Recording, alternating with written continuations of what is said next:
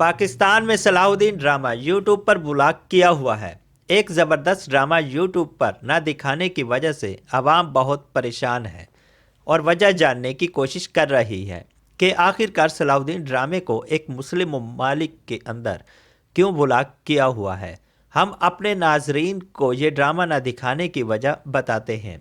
ये ड्रामा आपको यूट्यूब पर न दिखाने की दो बड़ी वजूहात हैं। इसमें पहली वजह यह है कि अब तुर्की का कोई भी तारीखी ड्रामा जब नशर किया जाता है तो पाकिस्तान में मुख्तलिफ वेबसाइट्स इसका उर्दू में तर्जमा करके आपको पहले ही यह ड्रामा दिखा देती है, जिससे इनका काफ़ी नुकसान होता है।